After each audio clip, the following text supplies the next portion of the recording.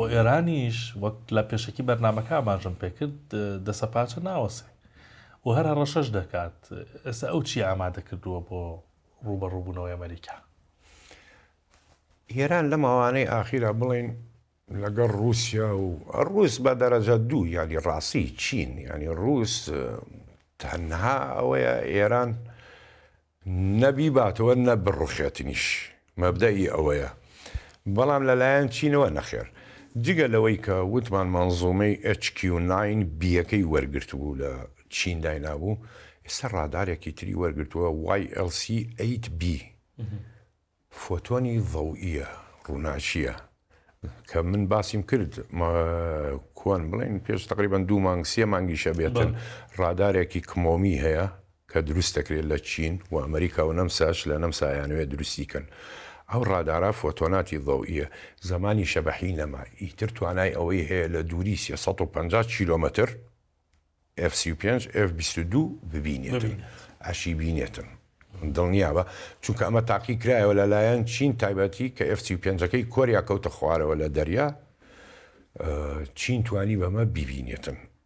واتە چونکە ئەمە بڵین جووت مزدەوەج فۆتۆن تێگرێتن ینی هەر ئەتوانێ ببینێتن هیچ مەجالیتیانە. جگەلەوە ئەگەر ببینی لە تەهران پێش 10 ڕۆژ زیاتر 2 هەفتە بێتن لەو نێوانە 1-2 جۆر موشەکی ڕاگرتو بوو، تەمان خۆی سەری تەقینەوەی پێ نییە، بەس تەنها موشەکەکە و هەر ڕایگرتووە بۆ ئەوەی عەرز عەزەڵات پێشاندا. ئەو جۆرە موشەکانە ئەوە سینیە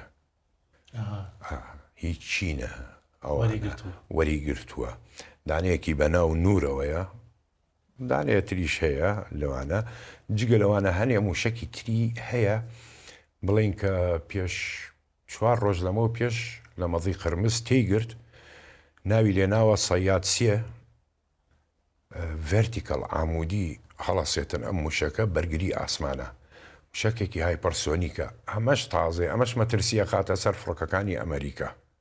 ئەوە نییە بڵێ موشەکی حاجی قاسمیش موشەکی نور و حاجی قاسم هەردووکی لە یەک جۆرە.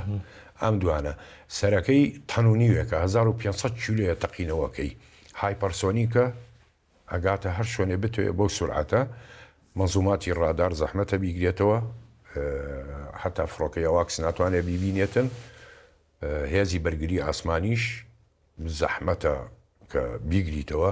هەرچەندێ وەکو باسمان کرد ئیسرائیل ینی مەنزوماتی ئارۆ هیتس ئارۆی کە بەکارهێنا ئارۆسێ وتمان ئارۆ 4 بەکاردێنێ ئەگەر تەواوی کردی بێ کۆتایی پێهات بێت بۆی هەیە گۆڕانکاریە بکاتن، بەڵام ئەم موشەکانە تەکنۆلۆژیایەکی زۆر بەرز و سەیری هەیە.